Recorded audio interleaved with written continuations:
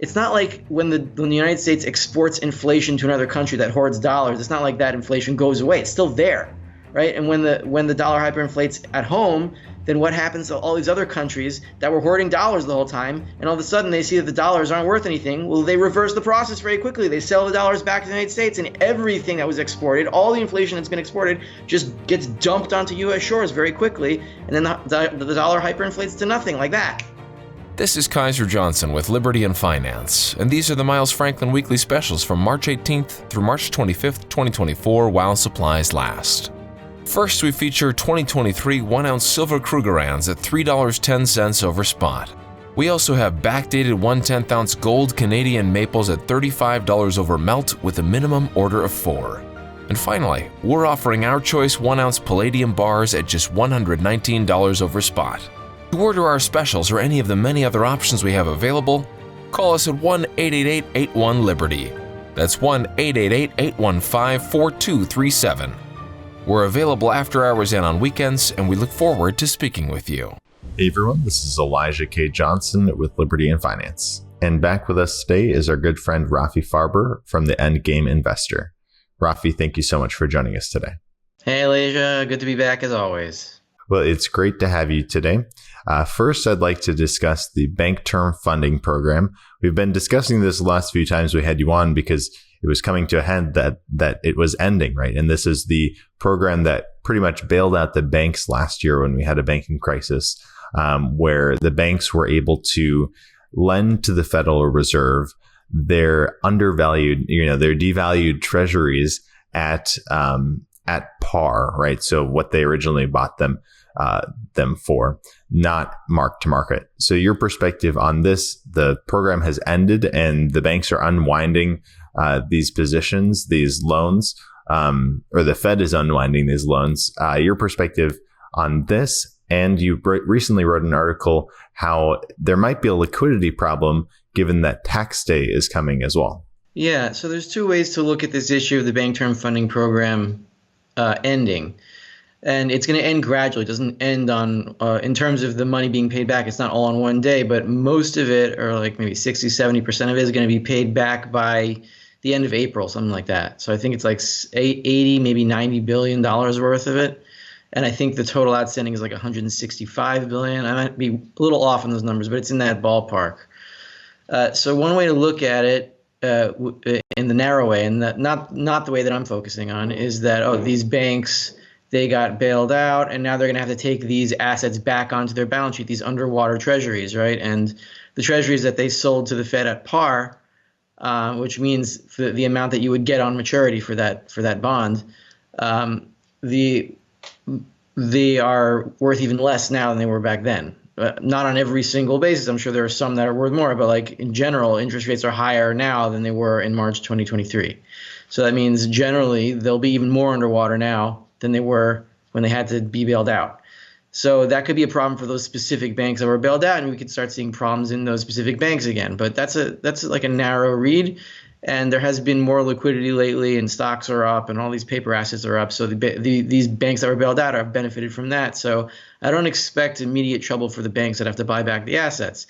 It's more of a global concern in terms of the monetary base itself, that when all this cash is paid back into the Fed and the banks get back their underwater assets, the cash goes out of existence, and then the monetary base shrinks. And from there, you could have problems in the plumbing, like the repo market, which is, I think, now it's like $1.9 trillion a day. So we have the Bank Term Funding Program ending, plus we have the quarter turn, right, which is March 31st, or I think it's March 29th this year, or 28th, because the 31st is on a weekend, whatever. It's this week, right, the last day of the quarter. And there's typically a lot of book balancing, and there's a lot of liquidity sucking going on from different directions because banks want to make their balance sheet look perfect for the quarter, or as perfect as they can be for whatever regulatory reason. And then on top of that, we have April 15th tax day. And these are the very similar conditions to what led to the repocalypse of 2019. There was taxes from September 15th. I think it was corporate tax day, or one of the corporate tax days. And there were other issues, but generally we saw like a three-pronged liquidity drain coming in from different directions, and we're going to be seeing that, not exactly on the same day because tax day is April 15th and the quarter end is March 31st, and the bank term funding program is going to gradually end. So I'm not saying there's definitely going to be a liquidity instance or incident, but there's a good possibility of one. And if it doesn't happen in April, it's just getting worse because QT continues and they keep shrinking the monetary base anyway. So we're going to take a giant leap forward to the next liquidity crunch if we don't hit it sometime in April. And how do you see this impacting the banking system and what is it? Is it going to have an impact on the average person? Will people notice? Will people see things breaking in the economy? I don't think so.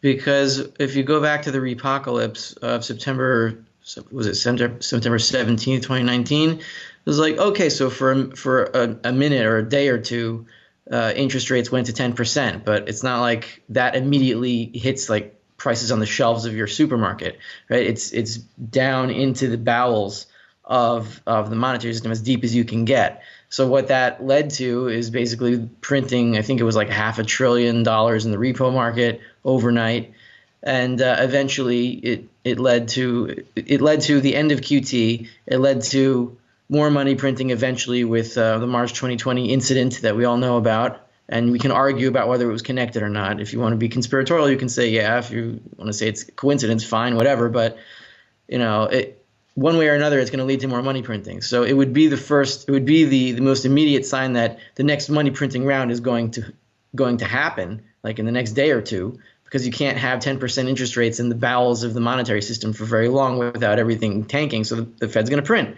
And then we're going to see an explosion of commodity prices led by gold and silver if that happens. And it's going to happen. I don't know exactly if it's going to happen on April 15th, but it's going to happen soon. And from then we should be well into the final printing round. How long that's going to take? I don't think it's going to take that long. And you have said that this round of printing, right, you think is going to be the last one before the end game, as you call it.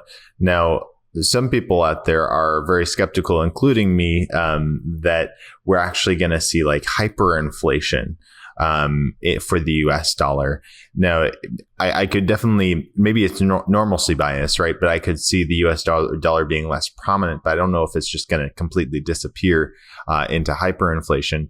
But I really was intrigued by your recent video on hyperinflation and your argument for why it'll actually happen a lot faster. We'll see faster inflation than, for example, what we've seen in Venezuela, Zimbabwe, all those countries that have experienced hyperinflation, specifically because the dollar is so prominent, because it is the reserve currency. You've said that it's going to be the reserve currency in reverse.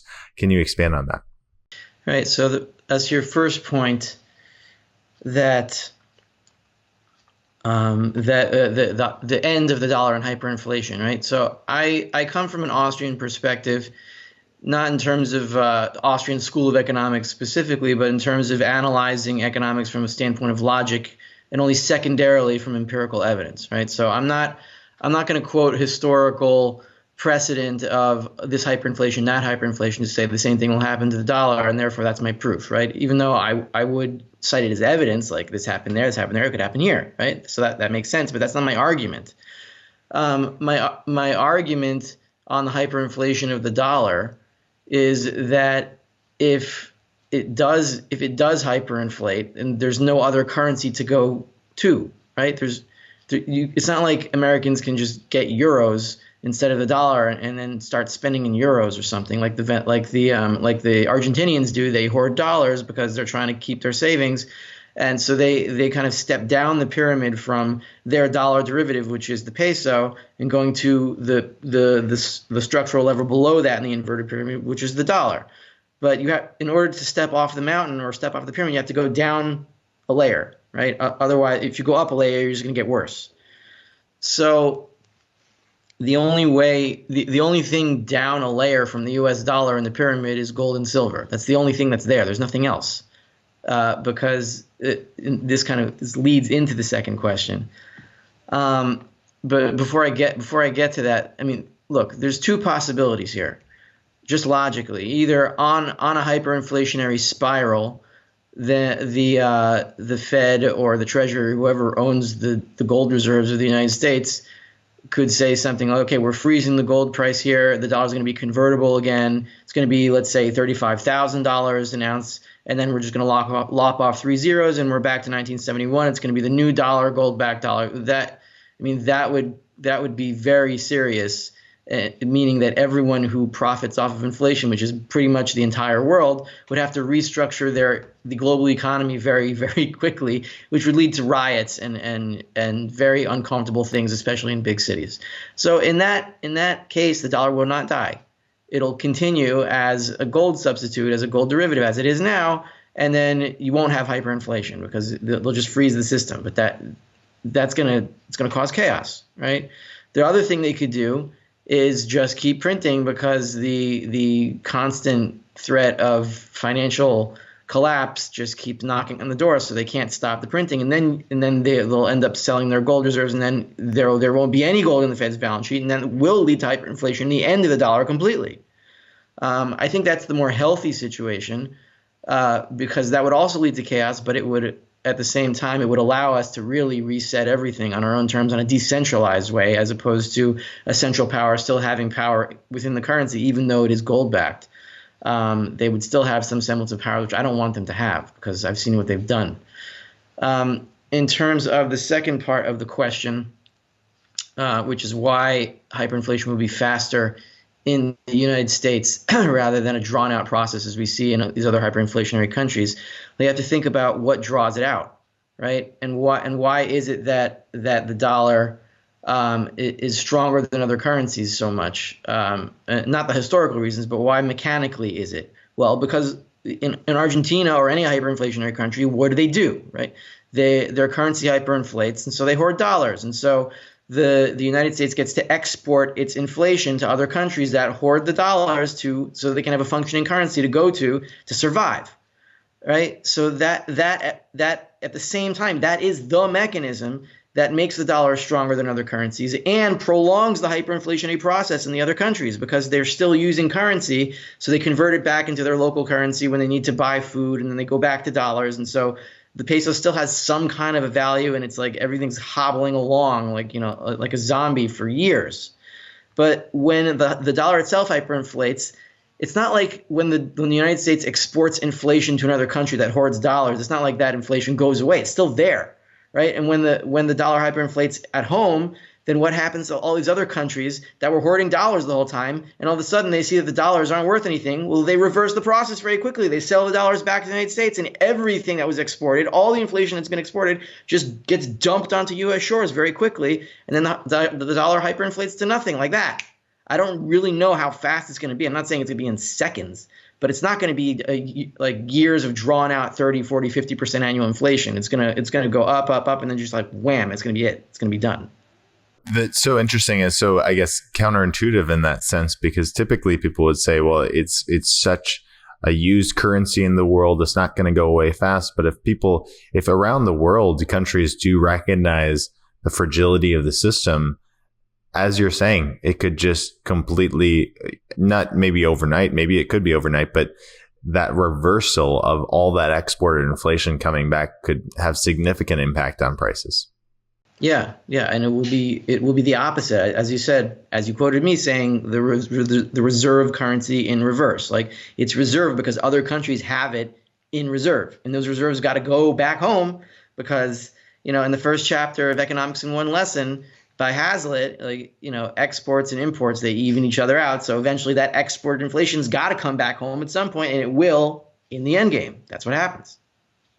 When it comes to the markets and what we're seeing right now, obviously a lot of people and we here at Liberty and Finance have also been focused on the gold price. I know you've been reporting on this, and it seems like, gold is breaking out and we're starting a new gold bull run. But I know that in your opinion, what we're seeing at the moment is really just a rise in commodity prices, and gold is kind of tagging along.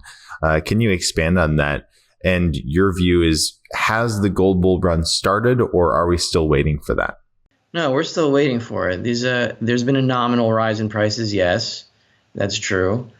But if you look at gold relative to the CRB index, to all commodities, it's not doing any better than any other commodity on average. Especially, like, look at cocoa. Cocoa's in a parabolic move now, and it's in deep backwardation for industrial reasons, shortages, weather, famine in Africa. All kinds of stuff happens there, and we're not really tracking it. So it might be specific to cocoa, but across the board, all commodities are rising. And really, the peak, the all-time high for gold, right? And this is also difficult to internalize and accept, but it's the truth. It's the truth. When did gold have its highest purchasing power in terms of other commodities? When was its real purchasing power at an all-time high? That was on March 16th, 2020. Right? That was like at the depth of that crazy crash when gold went from like 1750 or whatever, 1800 to 1450, and all the gold bugs. Well, everything's crashing, even gold is crashing. But the truth is that gold was crashing the least of all commodities. And if you remember, at that point, oil was crashing so badly that it went negative, and all other commodities were like just plummeting. So that was the peak of the gold bull market in all of history that day, even though it felt like gold was crashing. So what we're going to see this time is because the Fed wasn't exactly printing on March 16th. It took time for the pipes to start flowing. Right, but this time they have their finger on the trigger like immediately, and so we're going to see some kind of a crash like that again, right? When we're talking about the plumbing blow up in the sewers, the monetary sewers, and then immediately the Fed's going to print, and then everything's going to reverse. Instead of taking, what was it, like a week or two in March 2020, it's going to take like a day or two this time. But the move down is going to be even more extreme, and the move up is going to be even more extreme in the reverse. And in specific sectors of the market, what are we seeing for gold? I know you reported on what the hedge funds are doing right now, where we're seeing a significant position there. So what indicators are you looking at right now that would signal the beginning of a bull run?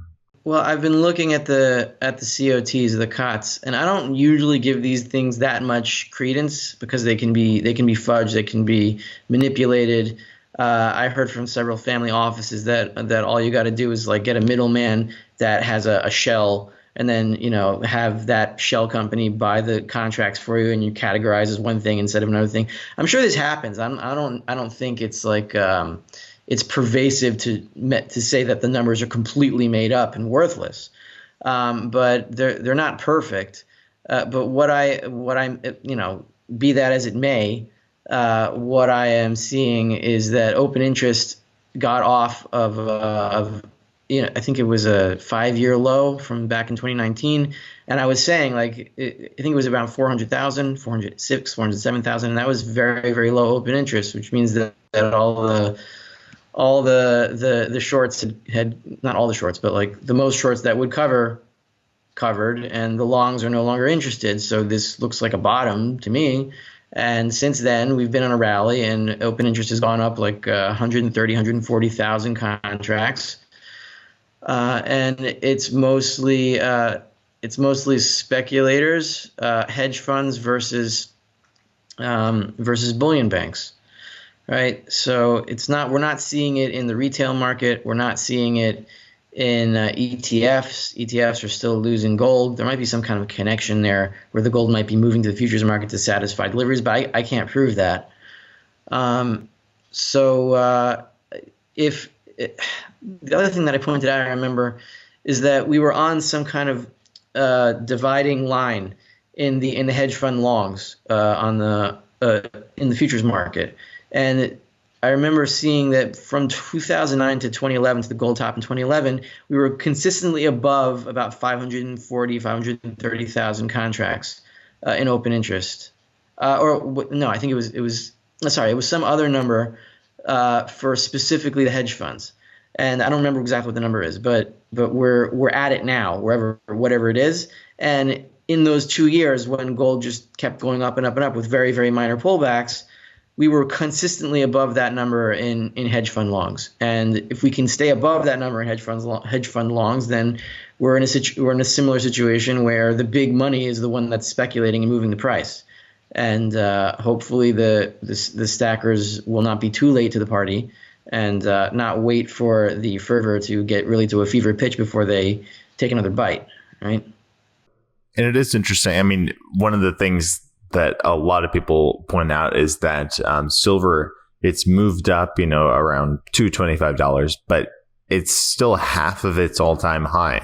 So right now, for those who are looking at gold, thinking it's overpriced at all-time highs, silver is going to be really a great opportunity and an alternative to gold probably going forward.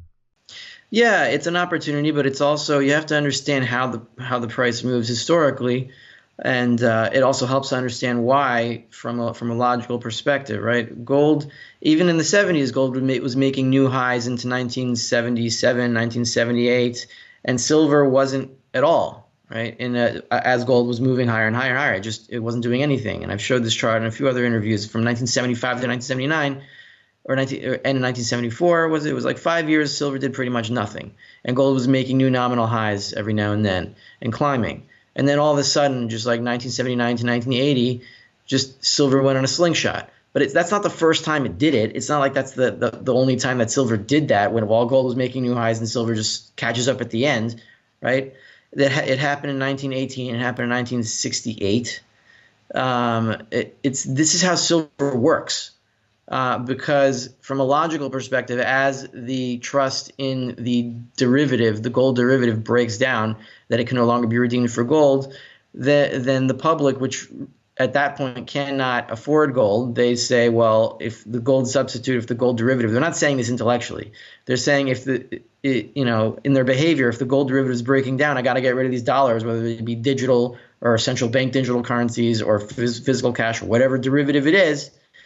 They got to get rid of them, and so they go after silver because that's the public's money. That's what they can afford. And then you have all this demand going in all at once when the public finally wakes up.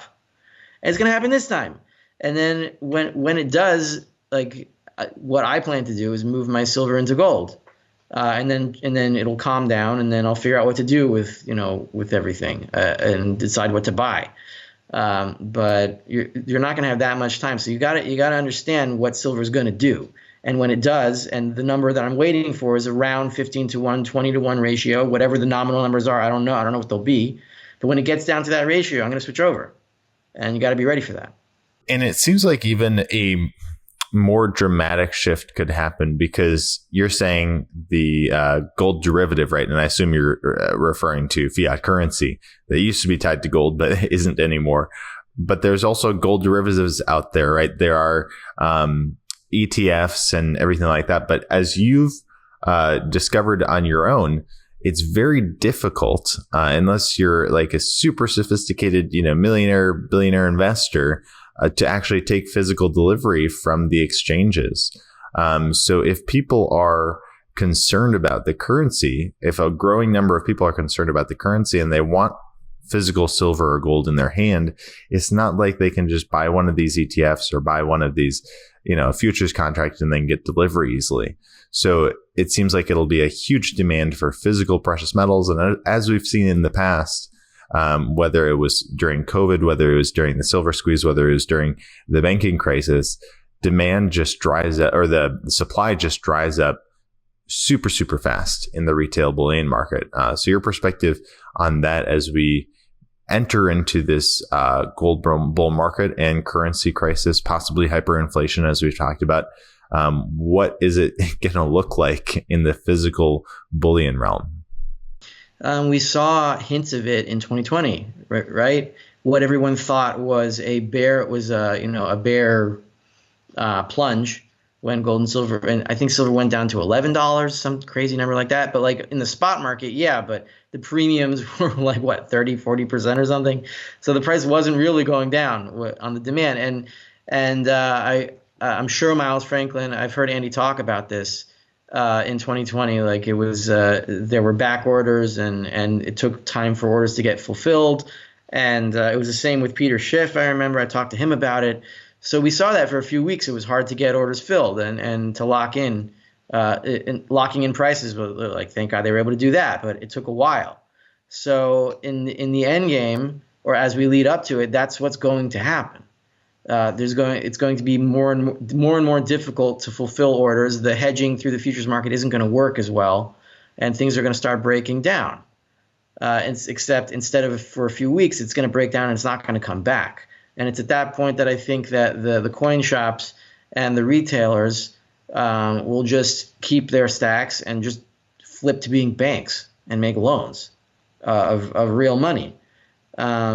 That's I don't see any other way. Like, what else are they going to do if they can't get product? They can't sell product. Okay, so then they'll just keep what they have and I don't know, coalesce into some kind of banking system. That'll be a gold and silver backed banking system. Just the infrastructure is already there. That's what a coin shop is. A bank is just a coin shop, right? But without any money in it. So it's just collections of money. That's what they are. It's all the same thing. It just depends how you look at it. So once you flip everything over, then you start over, but you have the same infrastructure. And what you said before is that's what really differentiates me from, I wouldn't say every single other gold and silver analyst out there, but my way of sticking out is I disagree with the assertion that money is no longer backed by gold. It's not statutorily, but the fact that there's still an exchange rate is the convertibility. That when you go to a coin shop, when you go to Miles Frank and you buy a gold coin, you buy a silver coin, that is the gold standard, right?